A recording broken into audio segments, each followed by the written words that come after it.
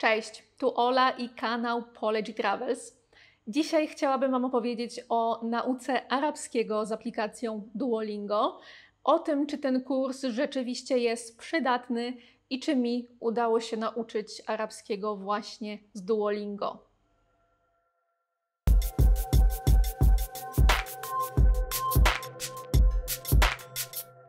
Niedawno opowiadałam Wam o tym, jak wygląda moja nauka języka arabskiego, która trwa już kilka lat, a od roku korzystałam też z aplikacji Duolingo, która już jakiś czas temu wypuściła właśnie kurs języka arabskiego. Ponieważ wiem, że wśród Was są osoby, które też uczą się tego języka i niektóre próbują uczyć się na własną rękę, a Duolingo to jedna z popularniejszych aplikacji do nauki języków obcych, pomyślałam, że przyda się taka recenzja i opowiedzenie Wam, co ja uważam na temat tego kursu. Na dodatek udało mi się skończyć ten kurs w całości, dlatego dzisiaj podzielę się z Wami moją opinią na temat przydatności kursu arabskiego właśnie w tej aplikacji. Zacznijmy od tego, jak w ogóle wygląda kurs arabskiego w Duolingo. Arabski dostępny jest w aplikacji tylko w języku angielskim. Tak więc, żeby uczyć się arabskiego, musimy już całkiem dobrze znać język angielski, bo inaczej nie będziemy w stanie korzystać z kursu.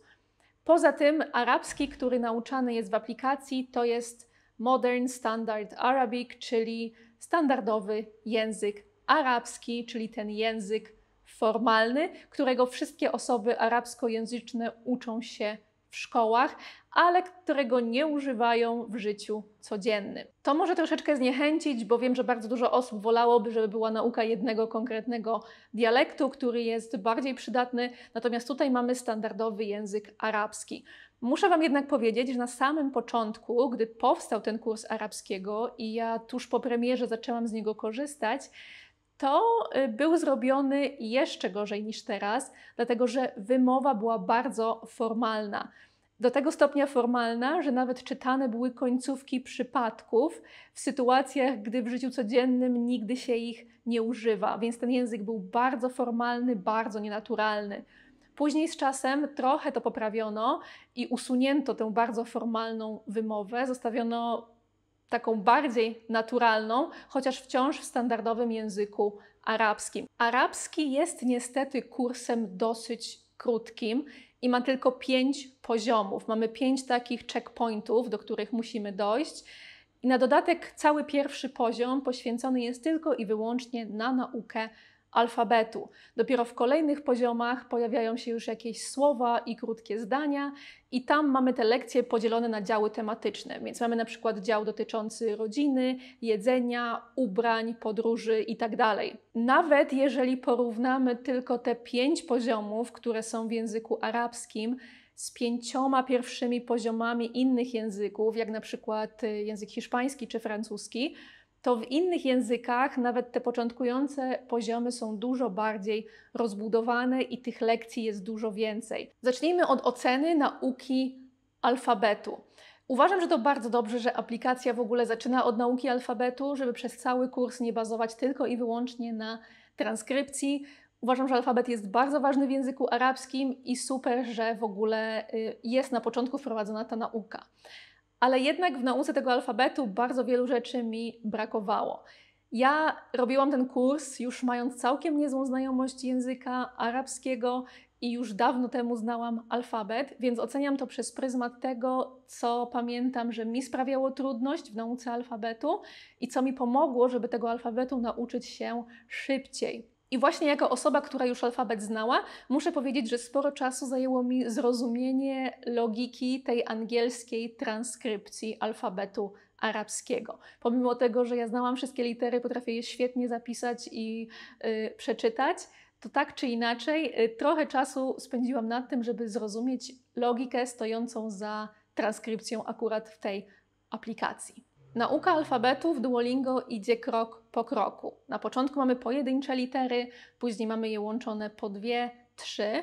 Jednak to, czego mi brakowało, to fakt, że nie ma możliwości samemu tych liter pisać. Cała nauka alfabetu opiera się na tym, że musimy dopasowywać do liter arabskich takich zbitek liter arabskich angielską transkrypcję lub z angielskiej transkrypcji wybieramy odpowiednie pole, na którym zapisane są litery arabskie i w żadnym momencie nie mamy możliwości zapisać tych liter samodzielnie.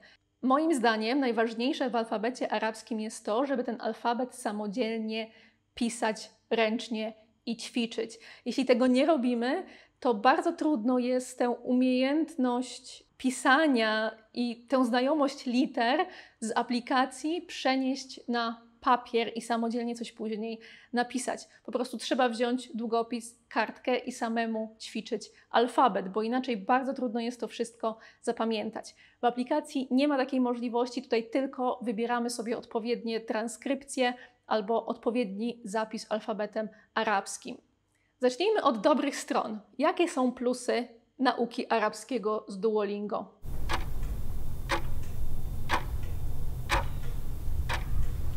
Nie ma ich wiele. Osobiście uważam, że największym plusem tej aplikacji jest to, że zmusza nas do codziennej pracy i codziennej nauki. Jednak ta aplikacja swoimi przypomnieniami naprawdę mobilizuje, żeby chociaż 10 minut dziennie poświęcić na naukę języka. I to jest fajne, dlatego że pomaga nam wyrobić w sobie taką regularność, która w nauce języka obcego jest naprawdę bardzo, bardzo ważna.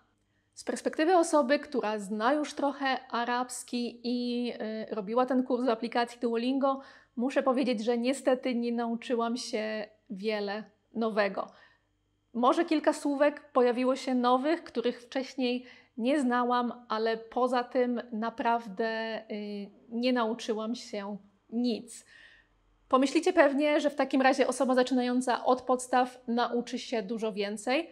Pewnie tak, oczywiście nauczy się wtedy więcej słów, ale muszę niestety też powiedzieć, że kilkoro moich znajomych, którzy nigdy wcześniej nie mieli styczności z językiem arabskim, nie znali nawet alfabetu, próbowało uczyć się arabskiego z Duolingo i niestety wszyscy doszli do wniosku, że nie jest to możliwe właśnie przez naukę alfabetu, która pomimo tego, że tego alfabetu się uczy, to bardzo trudno jest później samodzielnie zacząć po arabsku czytać. Niestety oni wszyscy się poddali z nauką tego języka tylko i wyłącznie z aplikacją Duolingo, nie mając żadnych innych materiałów i pomocy.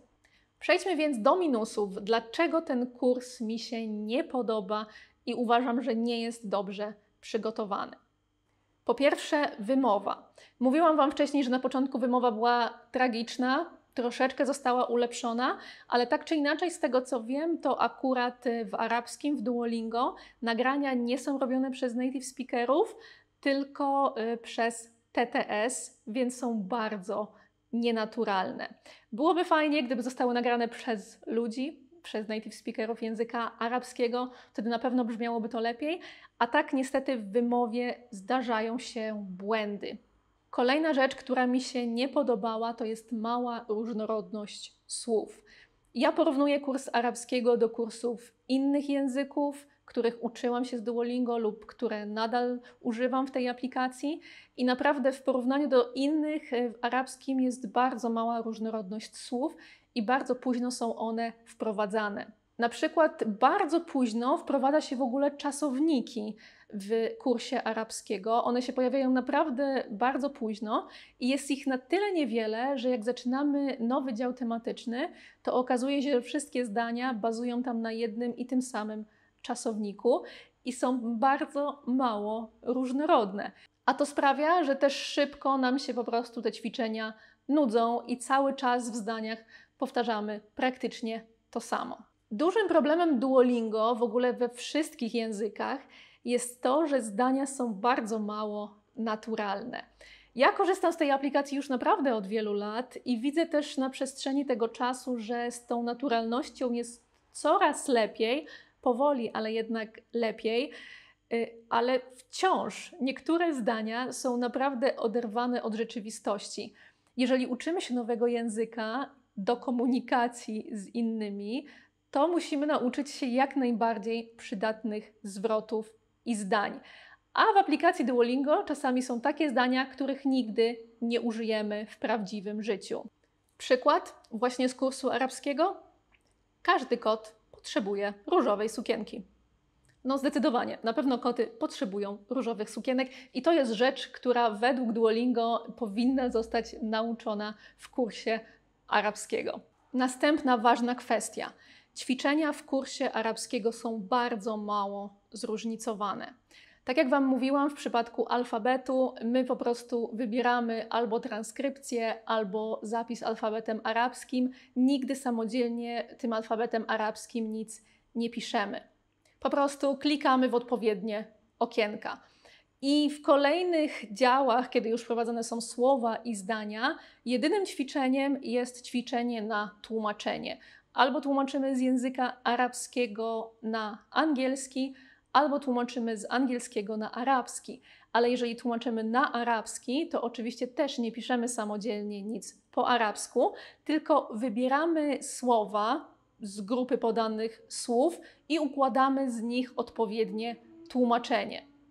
Patrząc na inne języki, gdzie rzeczywiście możemy pisać w danym języku, gdzie mamy więcej obrazków, takich ćwiczeń interaktywnych, że nawet trzeba na przykład uzupełnić zdanie na podstawie obrazka.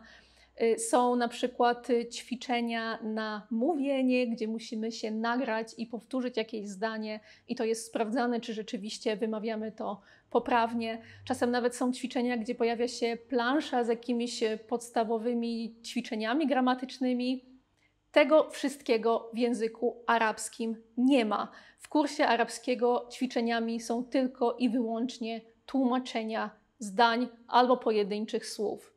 Ostatnia rzecz, której bardzo brakuje w tym kursie, jest coś, co wprowadzono do kursów innych języków, na przykład do języka francuskiego. Tam jest taka zakładka z dialogami.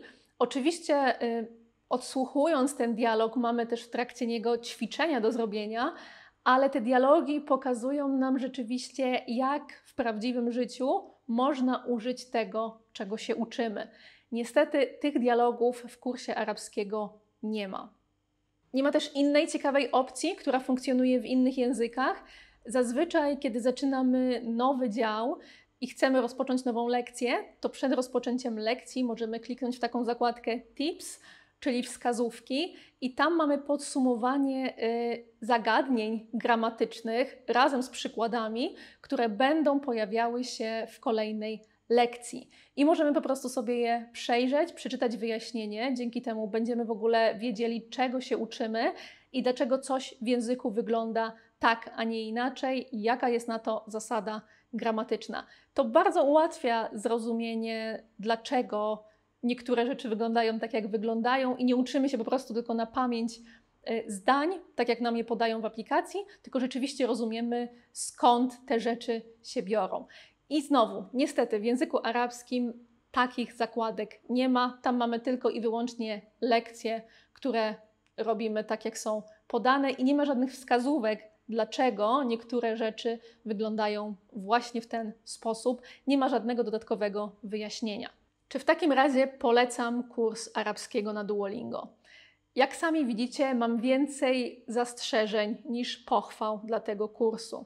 Doskonale zdaję sobie sprawę, że nie jest łatwo stworzyć kurs w aplikacji w takim języku jak język arabski, ale oceniam to też z perspektywy osoby, która sama była lektorką języków obcych i która sama uczy się języków obcych, niektórych też na własną rękę. I niestety według mnie ten kurs jest po prostu bardzo słaby. Na pewno nie jest odpowiedni dla osób, które samodzielnie zaczynają uczyć się języka arabskiego i ten kurs Duolingo jest ich jedynym źródłem wiedzy. Wtedy naprawdę można się pogubić i zupełnie nic już z arabskiego nie zrozumieć i jeszcze niepotrzebnie zrazić się do tego języka. Natomiast jeśli uczycie się arabskiego gdzieś na kursie albo z jakichś innych źródeł, to aplikacja Duolingo może być dodatkowym uzupełnieniem, które zmobilizuje Was, żeby codziennie coś z arabskiego powtarzać i zawsze można nauczyć się z niej jakichś dodatkowych słówek.